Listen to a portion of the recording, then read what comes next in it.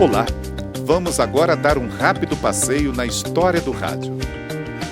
Na medida em que avançávamos na tecnologia, os programas de rádio foram surgindo e facilitando os trabalhos dos radialistas. Tudo começou na cidade de Cambridge, na Inglaterra, com um professor de física experimental chamado James Clerk Maxwell.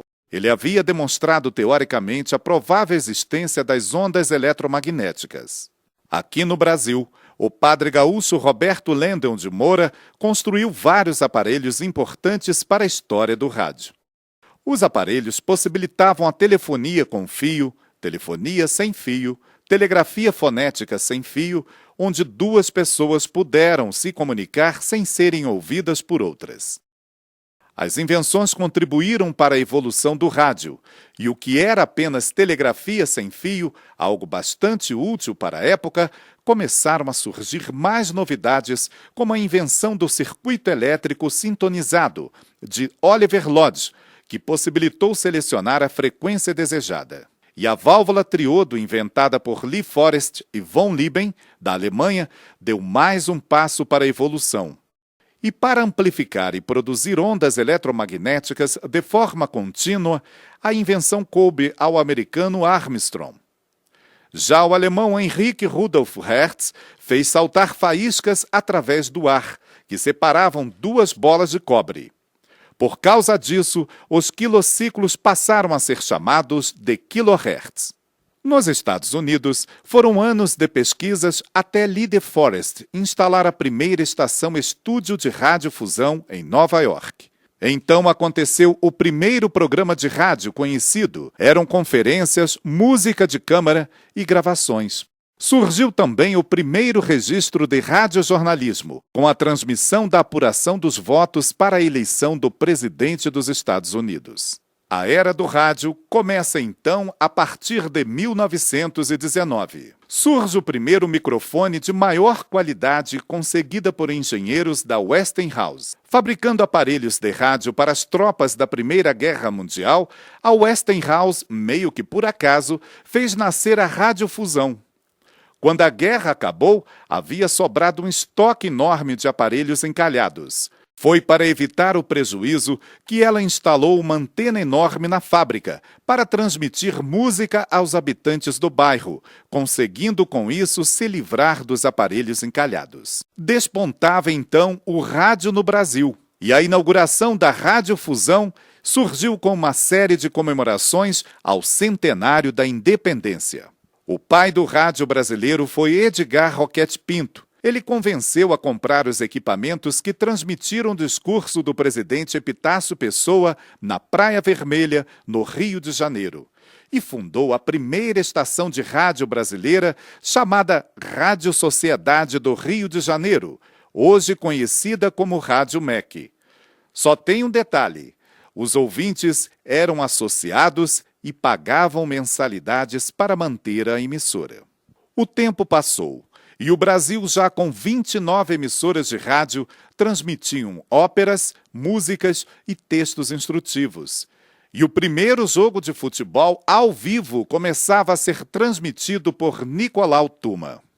Enquanto Getúlio Vargas percebia o potencial comunicativo do rádio e regulamentava seu funcionamento, autorizando a veiculação de propagandas, a rádio trazia uma programação popular para atrair o maior número de ouvintes. E Adhemar Cazé, pioneiro do rádio, criou o primeiro programa comercial do Brasil. Foi o primeiro a pagar cachê a um cantor em programa, o primeiro a criar uma novela na rádio e o primeiro a criar o jingle do rádio brasileiro. Algum tempo depois, o americano Edwin Armstrong demonstrava o sistema FM para executivos da RCA. E continuando a caminhada, começaram a surgir rádios importantes como a Rádio Mairinque Veiga, Rádio Tupi, Rádio Jornal do Brasil e a Rádio Nacional do Rio de Janeiro, que liderou a audiência por 20 anos. Na Alemanha, acontecia a primeira emissão oficial de TV. Enquanto no Brasil, o empresário Assis Chateaubriand inaugurava no Rio de Janeiro a PRG3, Rádio Tupi. Foi o divisor de águas. O Brasil parou para ouvir as transmissões dos Jogos da Copa do Mundo, sediada na França, e se rendeu ao jornalismo radiofônico que informava sobre os temores de guerra na Europa. O presidente Getúlio Vargas, então, toma posse do grupo empresarial que detinha a Rádio Nacional, e a partir daí a empresa passa a ser incorporada ao patrimônio da União e se torna a maior emissora do Brasil. Nessa época foi criado o programa A Hora do Brasil, com o noticiário emitido pelo DIP.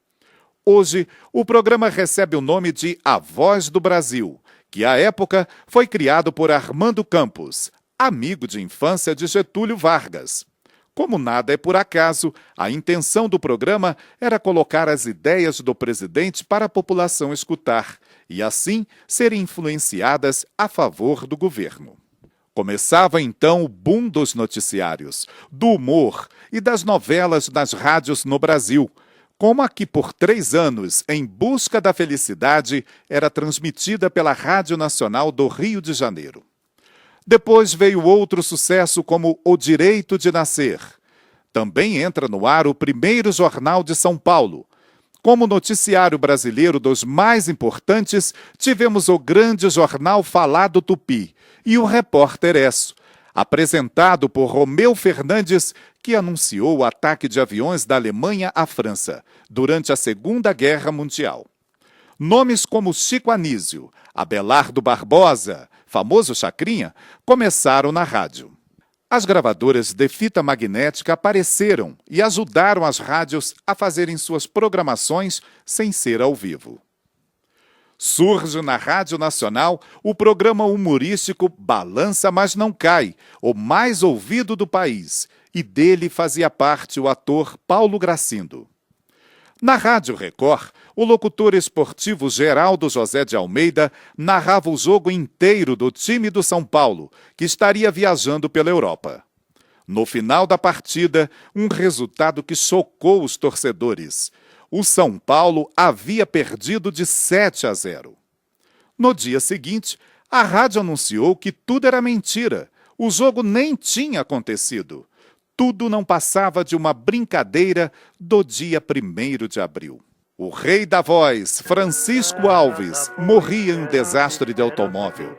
Grande ídolo popular, a voz marcante nas rádios de todo o país. Na Rádio Nacional do Rio de Janeiro, a cantora Emilinha Borba foi consagrada rainha do rádio. Emilinha começou sua carreira de cantora na Rádio Cruzeiro do Sul, rádio que havia lançado dezenas de cantores de sucesso. O cantor Calbi Peixoto aparece como novo ídolo nos programas de auditório. Calbi Peixoto, Marlene, Ângela Maria e Emilinha Borba arrastam multidões aonde aparecem para cantar.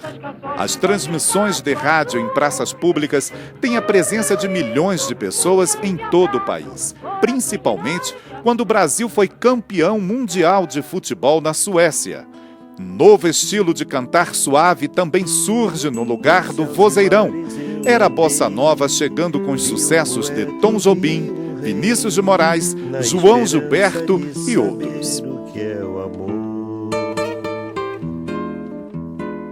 No esporte, os títulos mundiais de Éder Joffre no boxe e Maria Esther Bueno no tênis.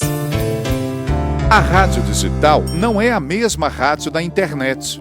Rádio se faz pelo ar. Usam-se as ondas eletromagnéticas para transmitir um sinal. A internet é uma rede que consiste em grande parte de fios pelos quais trafegam pacotes de dados digitais. Rádio digital é a transmissão de informação através do método de modulação digital de rádio. A digitalização desse meio de comunicação chegou para continuar a história. Em parcerias com novas mídias, oferecem também uso mais eficiente e interatividade maior, além de possibilidade de novos modelos de negócios e grande participação no mercado publicitário. Muitas histórias existem documentadas, mas outras histórias irão surgir. O rádio foi uma invenção preciosa.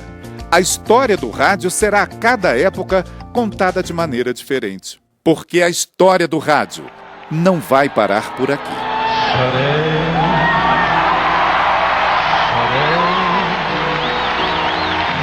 ficar com dó de mim. E me tranquei no camarim, tomei um calmante, um excitante, um bocado de gin. Amaldiçoei no dia em que te conheci. Com muitos brilhos me vesti, depois me pintei, me pintei, me pintei, me pintei, cantei, cantei. Como é cruel cantar assim, e num instante de ilusão tive pelo salão a caçoar de mim. No Morro do Salgueiro tinha um cantar alegre, tinha um cantar alegre de um viveiro. Fosse a sonoridade que acabou. E hoje, quando do sol a claridade forra o meu barracão, sinto saudade da mulher bomba rola que voou.